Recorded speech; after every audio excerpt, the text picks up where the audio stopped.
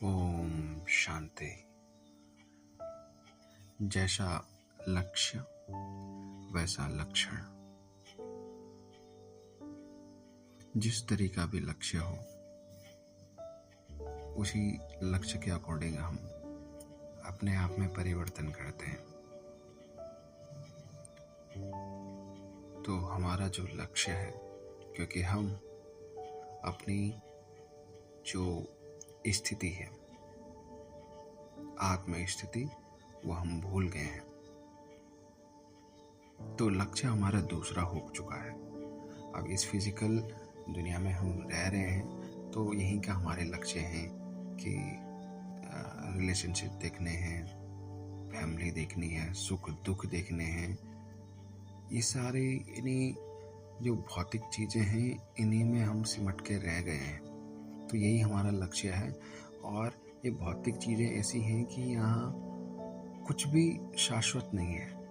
यहाँ पे सब कुछ टेम्परेरी है। और जैसे हमारे लक्ष्य होंगे उसी तरीके से लक्षण हमारे अंदर दिखाई देंगे। आज की डेट में बहुत सारी चीज़ें ऐसी हो रही हैं जो सडन हो रही हैं, जो अचानक सी हो रही हैं। और जब ये चीज़ें जब अचानक सी होती हैं तो हमारे अंदर बहुत सारे चेंजेस आते हैं। ये भौतिक संसार और ये जो टाइम फ्रेम है, ये है कलयुग के अंत का समय। और ये अभी घोर कलयुग का टाइम पीरियड चल रहा है। तो इसमें अगर हम खुद की पहचान नहीं जानेंगे, खुद का लक्ष्य सेट नहीं करेंगे। यहाँ पे लक्ष्य सेट करने का मतलब है कि अपनी पहचान का लक्ष्य सेट करो कि हमारी पहचान क्या है और हमारा लक्ष्य क्या है। खुद को पहचानना। और अभी हम जो हैं, ये हमारी पहचान नहीं है। कोई नाम, कोई हमारा काम, या कोई पैशन, कोई टीचर, कोई भी हो, XYZ, वो आप नहीं है। किसी भी रिलेशनशिप में आप हो, आप वो नहीं है। किसी फैमिली के पार्ट हो, वो आप नहीं है। वो आपके रोल है। और आप कौन हैं ये आप नहीं जानते।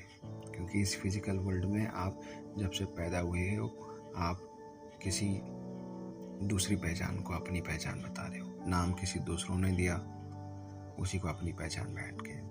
आप फर्स्ट डिवीज़न से पास हुई या आप जॉब लग गए, तो वही आपकी पहचान आपने मान ली। लेकिन वो कौन था जो जब आप पेट में थे, उस टाइम तो कोई नाम नहीं था, कोई पैशन नहीं था, बट उस टाइम भी थे आप। और उस जन्म से पहले भी थे आप। और जब आप बड़े हो गए, आज जब आप टीचर या कोई डॉक्टर बन गए, आज भी हो। और जब डॉक्टर नहीं रहोगे, जब ये शरीर भी नहीं रहेगा, तब भी रहोगे। तो वो तब भी रहेगी, क्योंकि वही आपकी पहचान है। और वो है आत्मा, जिसे कहते हैं प्राण, जिसे कहते हैं सोल।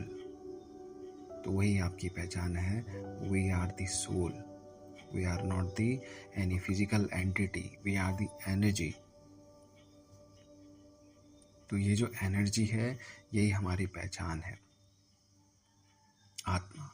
और आत्मा के गुण जानना ही खुद को जानना है। और इसी को जानना ही हमारा लक्ष्य है। और ये हमने जान लिया तो इसी के अकॉर्डिंग हमारे लक्षण बनते जाएंगे। आत्मा की 7 प्रॉपर्टीज होती हैं। आत्मा शांत स्वरूप है, शक्ति स्वरूप, पवित्र स्वरूप, ज्ञान स्वरूप, आनंद स्वरूप, प्रेम स्वरूप, सुखी और खुश। ये 7 गुण होते हैं आत्मा के। और ये जो गुण हैं, ये आत्मा में कहाँ से आते हैं? ये आते हैं परमपिता परमेश्वर शिव बाबा से। यहाँ पे शिव बाबा कहने का मतलब है कि वो हायर पावर, जिसका कोई आकार नहीं है।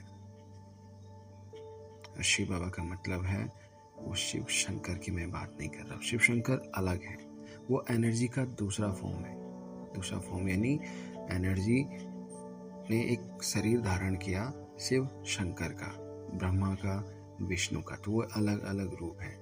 भले तीनों में एनर्जी एक ही है, लेकिन वो एक मूर्त रूप है और एनर्जी है अमूर्त रूप। तो वो एनर्जी शिव शंकर के शरीर में आए। तो वो शिव बाबा अलग हैं, वो शिव शंकर हैं, वो शिव बाबा नहीं है। शिव बाबा का यहाँ पे मतलब है वो हायर पावर जो हर एक आत्मा से जुड़ी हुई है। वो पावर हाउस है और हम सब उस पावर हाउस से कनेक्टेड बैटरीज, आप कह सकते हैं छोटी छोटी एनर्जीज हैं। वही हमारा पिता है और वहीं से वो जो गुण हैं वो हमारे अंदर आते हैं, क्योंकि वो उन गुणों का महासागर है, परमपिता परमेश्वर शिव बाबा। तो वो हमारे पिता है। और यही जानना, इसी बात को जानना, इन्हीं गुणों की पहचान अच्छे से करना और इन्हीं गुणों के अकॉर्डिंग चलना हमें वो लक्षण दिखाता है। और वही लक्षण हमारे व्यवहार में, मनसा वाचा कर्मणा में, मन से, मन यानी कि थॉट्स में भी हमारे वही लक्षण झलकेंगे। वाचा यानी कि वाणी में भी वही कर्म, वही थॉट हमारे झलकेंगे, वही लक्षण झलकेंगे। और कर्मणा यानी कि काम में भी हमारे वही लक्षण झलकेंगे।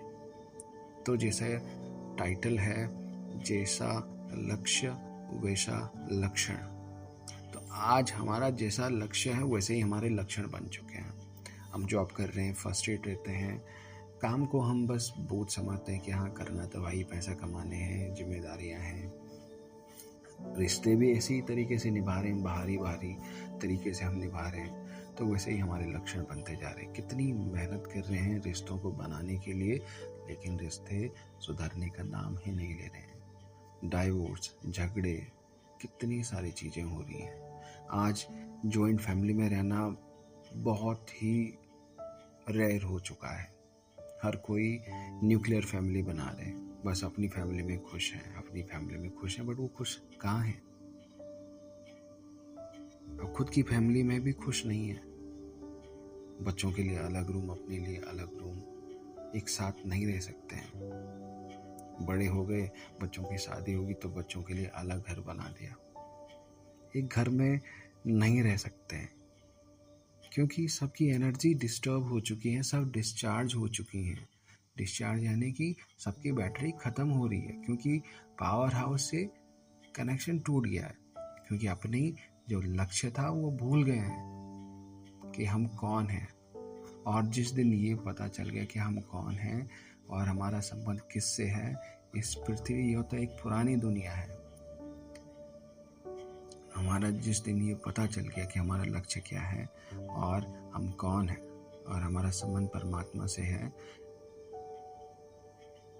तब वो एनर्जी डिस्चार्ज नहीं होगी और वो बढ़ती जाएगी और हमारा लक्ष्य ही चेंज हो जाएगा और हम अपने लक्ष्य को पालेंगे, अपनी पहचान पालेंगे। तो वैसे ही लक्षण हमारे अंदर दिखेंगे। तो हमारी पहचान है शक्ति स्वरूप आत्मा, आनंद स्वरूप आत्मा, पवित्र स्वरूप आत्मा। मैं सुखी आत्मा हूँ, मैं आनंद स्वरूप आत्मा हूँ। तो बाबा कह रहे हैं, सदा बर्थ राइट के नशे में रहने वाले, सदा बर्थ राइट के नशे में रहने वाले, ईश्वरी नशे में मस्त रहने वाले, लक्ष्य और लक्षण समान करने वाले, सर्व उलझनों से निकालने वाले बच्चों प्रति बाप दादा बोले। आज बाप दादा यानी शिव बाबा, आज बाप दादा हर बच्चे के मस्तक और नैनों द्वारा एक विशेष बात देख रहे हैं। शिव बाबा कह रहे हैं कि आज बाप दादा हर बच्चे के मस्तक और नैनों द्वारा एक विशेष बात देख रहे हैं। क्या है वो बात?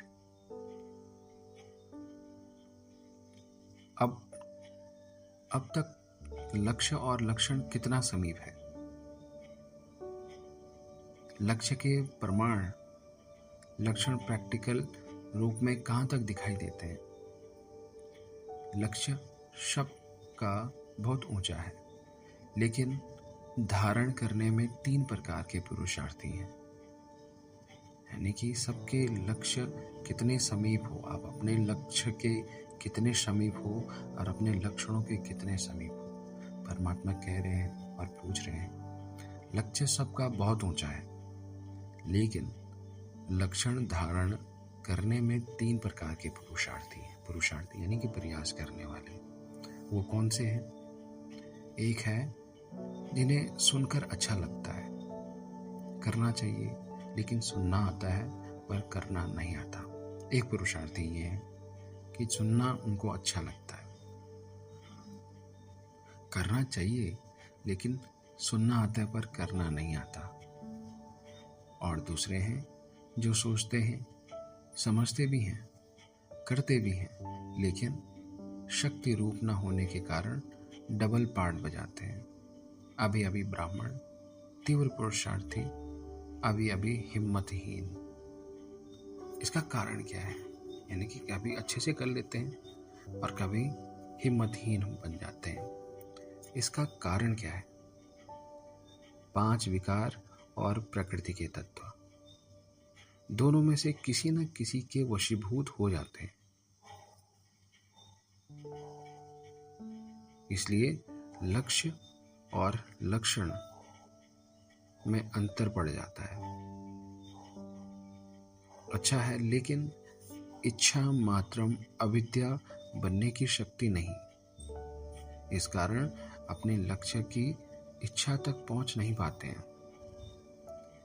इच्छा मात्रम अविद्या का मतलब क्या होता है? अज्ञान इच्छा मात्र का भी ना हो। अगर लक्ष्य जैसा है, उस लक्ष्य को पाने में जो भी अज्ञान है वो इच्छा मात्र का भी ना रहे, तो इसका मतलब है इच्छा मात्र अविद्या ना रहे। इस कारण अपने लक्ष्य की इच्छा तक पहुंच नहीं पाते हैं। और तीसरे हैं जो सुनना, सोचना और करना तीनों को समान करते हुए चलते हैं। ऐसी आत्माओं का लक्ष्य और लक्षण 99% समान दिखाई देता है। ऐसे 3 प्रकार के पुरुषार्थी देख रहे हैं। वर्तमान समय हर एक ब्राह्मण आत्मा के संकल्प और बोल को लक्ष्य की कसौटी पर चेक करना चाहिए। वर्तमान समय हर एक ब्राह्मण आत्मा, यानी कि परमात्मा क्या कह रहे हैं? हम सभी क्या हैं? ब्राह्मण आत्मा हैं।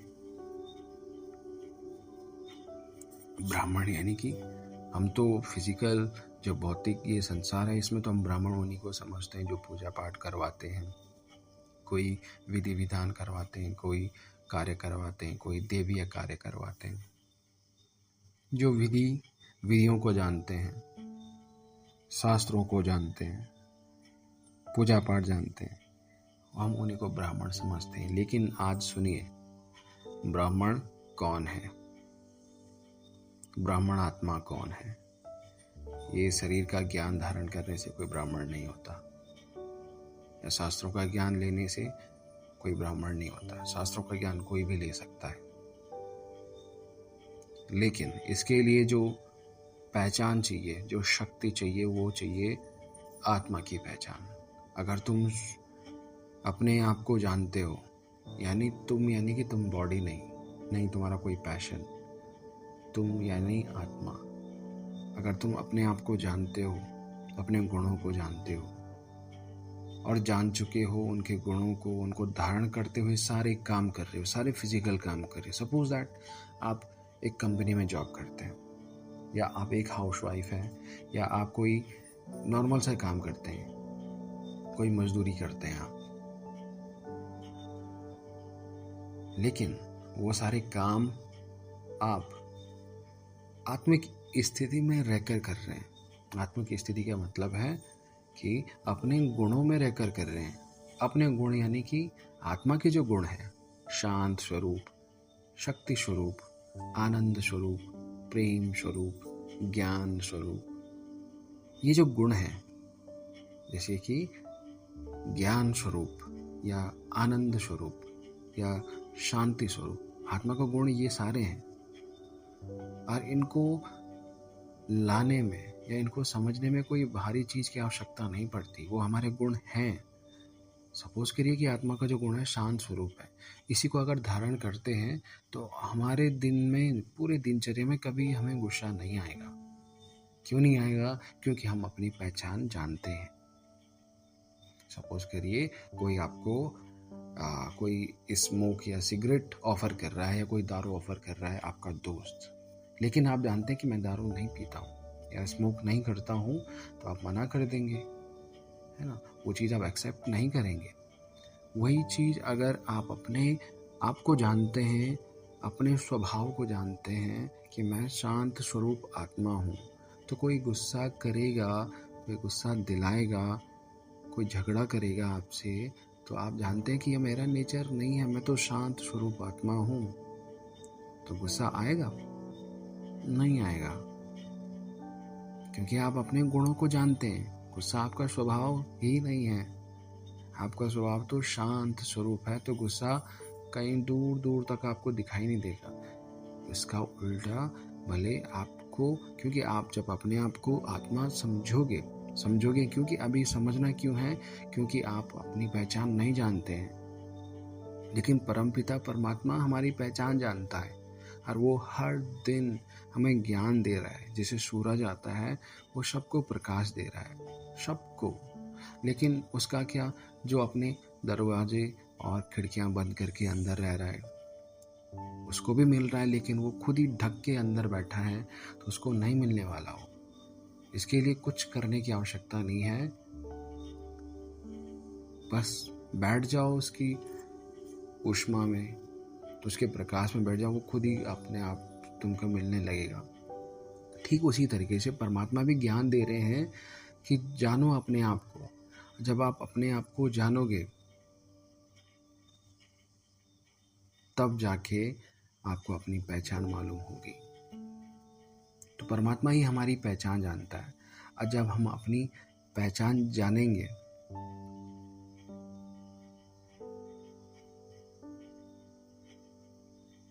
तब सारे ही काम हम उसी तरीके से करेंगे।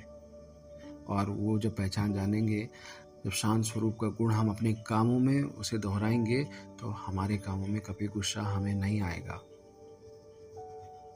जब गुस्सा नहीं आएगा, तो हम जो सामने वाली आत्मा है उसको भी एक आत्मा समझेंगे, और जब उसे हम आत्मा समझेंगे कि वो भी एक आत्मा है, लेकिन उसे गुस्सा आ रहा है, यानी कि उसके अंदर वो अवगुण है, तो उसके लिए हम दुआ करेंगे कि हे परमपिता परमेश्वर, ये जो आत्मा है ये भी शांत स्वरूप आत्मा है, लेकिन क्योंकि हर एक आत्मा के जो प्रॉपर्टीज हैं वो सब समान है, लेकिन वो अगर उसे गुस्सा आ रहा है, वो हम पे चिल्ला रहा है, तो हमारे अंदर से गुस्सा नहीं आएगा, हमारे अंदर से कोई ऐसी घृणा की भावना नहीं आएगी, हमारे अंदर से उसके लिए एक दुआ निकलेगी कि ये जो आत्मा है ये भी शांत स्वरूप आत्मा है, लेकिन इसके अंदर अवगुण आ चुके हैं।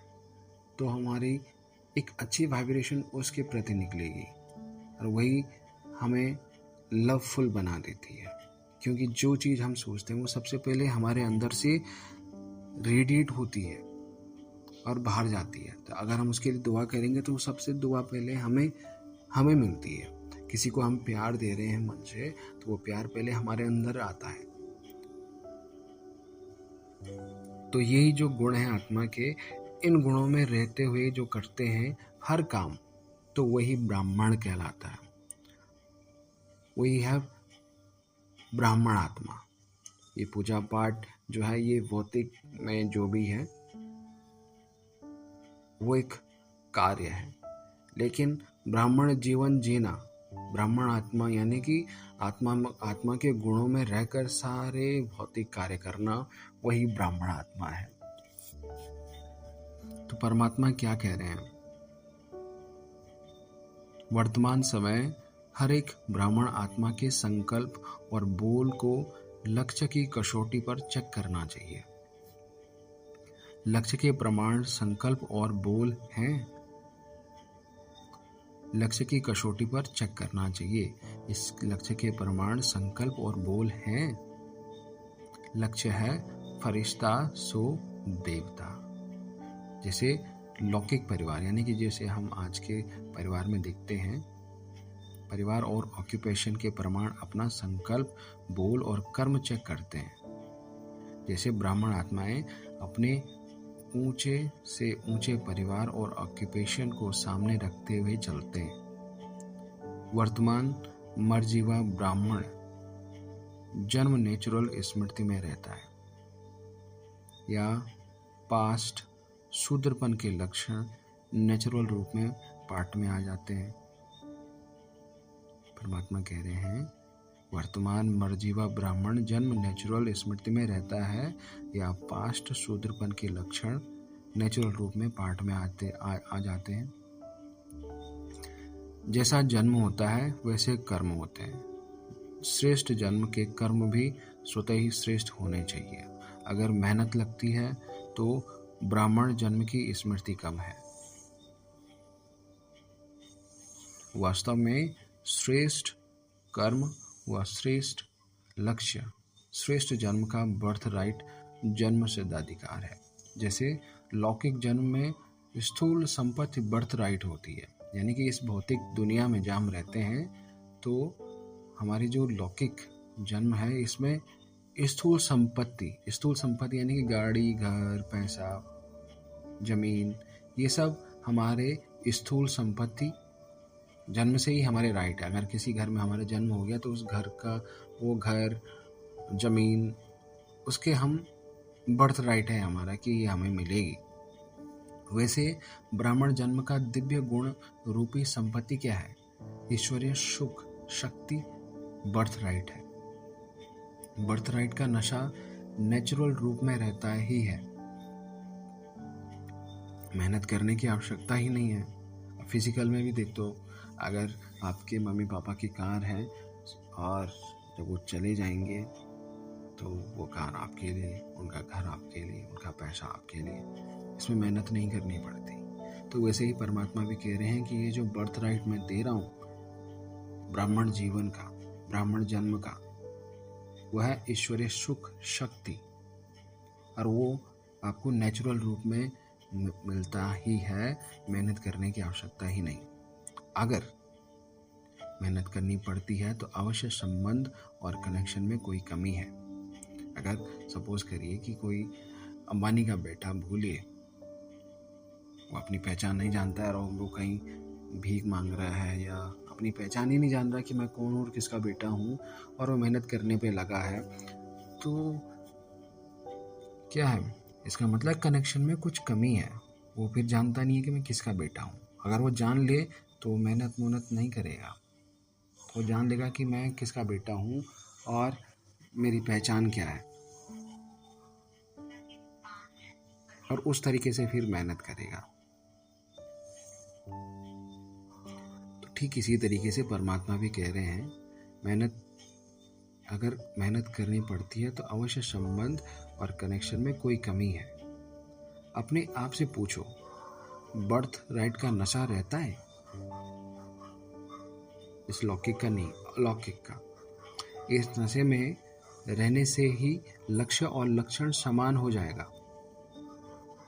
अगर इस नशे में रहते हैं, बर्थ राइट के नशे में, कि हम परमात्मा के बच्चे हैं और सुख, शांति, पवित्रता, ज्ञान, आनंद, सुख, ये सारे हमारे क्या हैं? राइट हैं, बर्थ राइट हैं। अगर ब्राह्मण जीवन हमें मिला है तो ये राइट मिलने स्वाभाविक हैं हमें, और ये जो बर्थ राइट हैं ये स्वाभाविक हमें मिलेंगे परमात्मा से।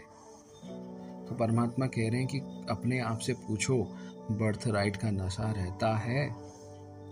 इस नशे में रहने से ही लक्ष्य और लक्षण समान हो जाएगा। जैसा लक्ष्य रखोगे, क्योंकि ये बर्थ राइट हमारा लक्ष्य है, तो वैसे ही हमारे लक्षण बन जाएंगे। ब्राह्मण जीवन के जो गुण हैं वही हमारे लक्षण बन जाएंगे। इसके लिए सहज युक्ति जिससे मेहनत से मुक्ति मिल जाए वो कौन सी है? एक ट्रिक, एक मेथड, एक युक्ति जिससे मेहनत से मुक्ति मिल जाए वो कौन सी है? मुक्ति से मेहनत वो है स्वयं को जो हूं जैसा हूं, जिस श्रेष्ठ बाप और परिवार का हूं वैसा जानते हो। परमात्मा कह रहे हैं कि वो कौन सी ऐसी युक्ति है जिसे मेहनत से मुक्ति मिल जाए। यहाँ पे कौन सी मेहनत की बात कर रहे हैं? ये फिजिकल लेवल वाली मेहनत नहीं है, ये पुरुषार्थ है। यानी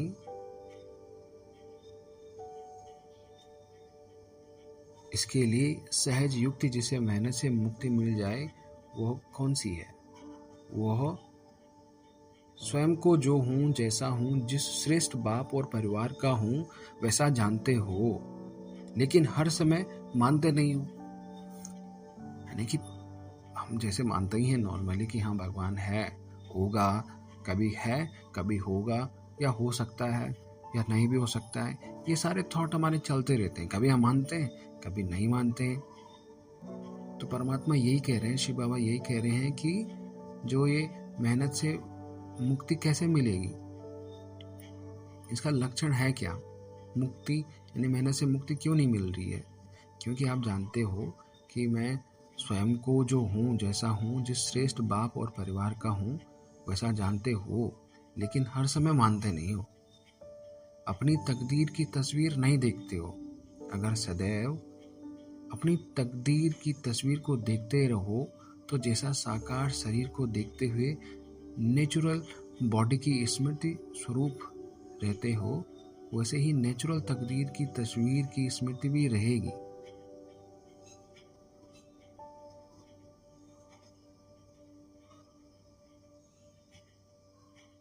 चलते फिरते वाह बाबा और वाह मेरी तकदीर की तस्वीर। यह आज पाजाब अर्थात मन के यह आवाज निकलती रहे।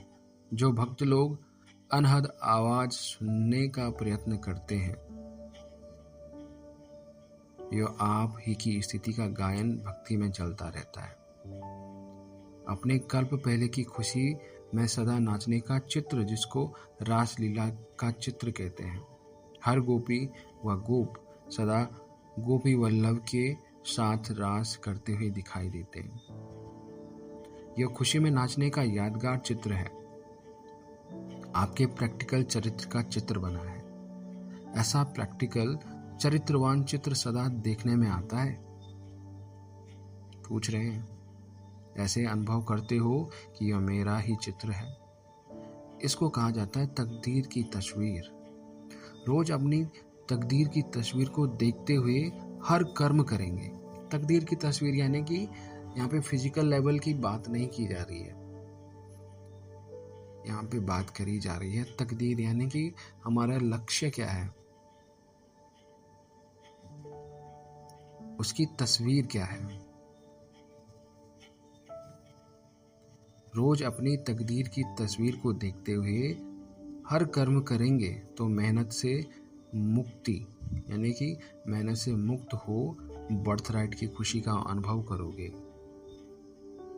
अब मेहनत करने का समय नहीं रहा, अब तो यह स्मृति स्वरूप बनो। जो जाना था वो जान लिया, पाना था सो पा लिया, ऐसा अनुभव करते हो।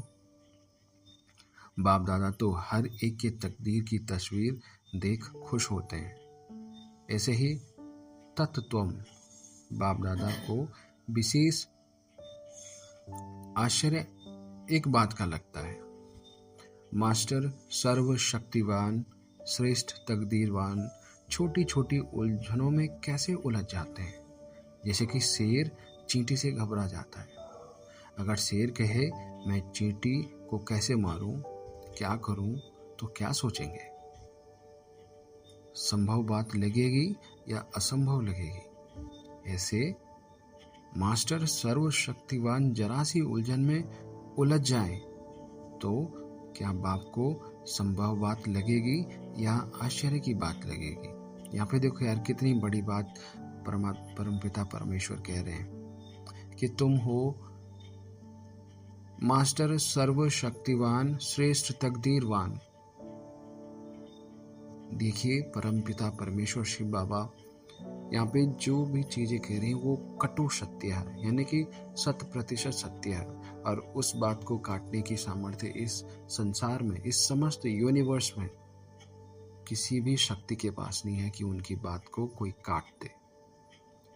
पत्थर की लकीर है, उन्होंने कह दिया सो कह दिया।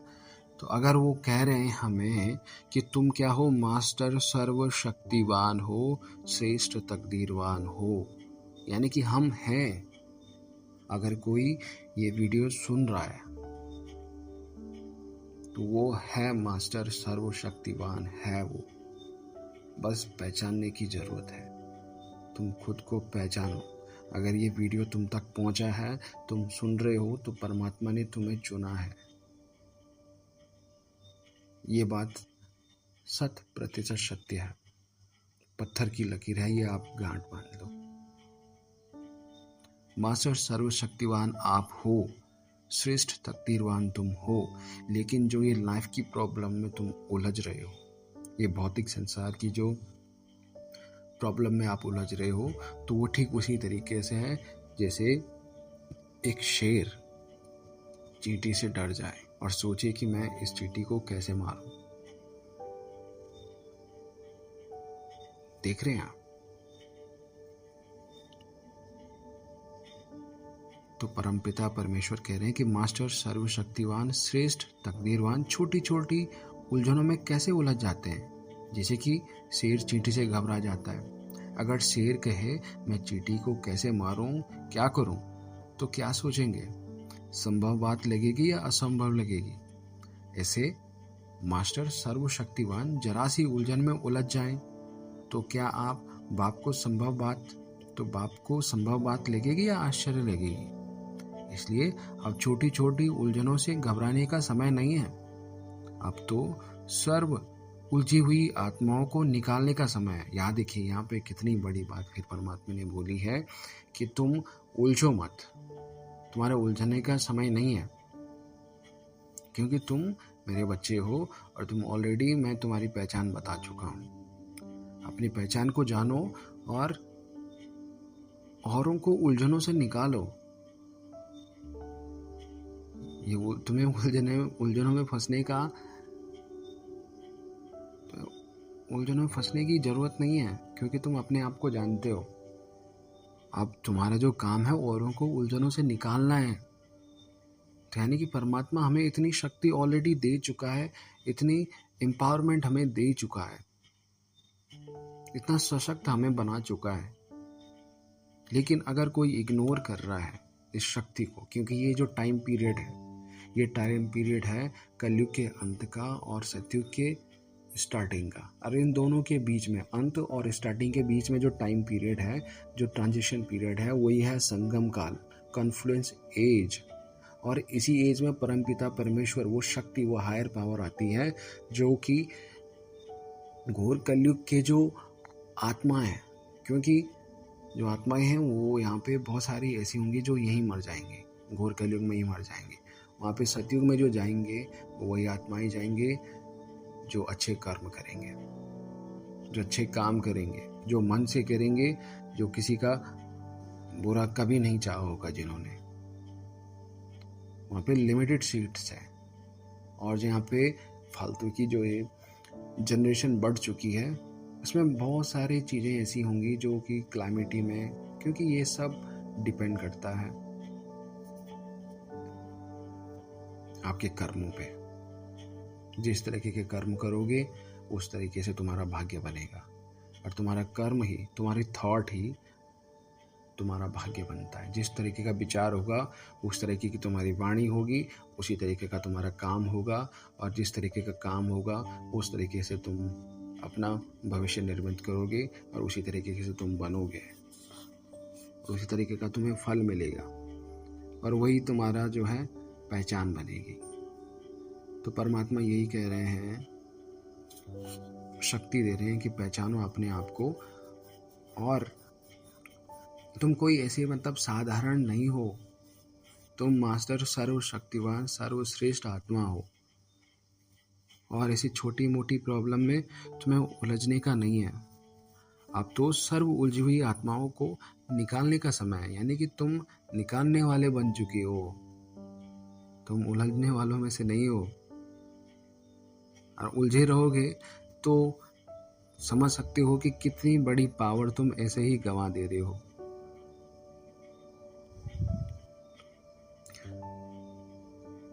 समझा? ये बचपन की बातें हैं। मास्टर रचयिता के लिए यह बचपन की बातें सोपती नहीं, इसलिए कहा है सदैव उमंग उल्लास की रास में नाचते रहो। सदा वाह मेरा भाग्य और वाह भाग्य विधाता, इस सूक्ष्म मन की आवाज को सुनते रहो।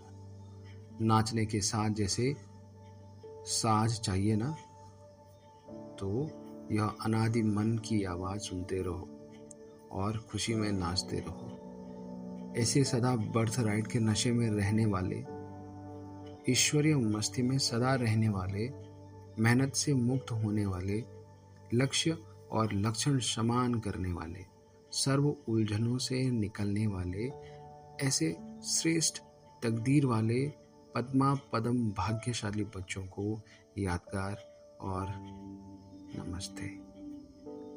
Thank you so much. ओम शांति।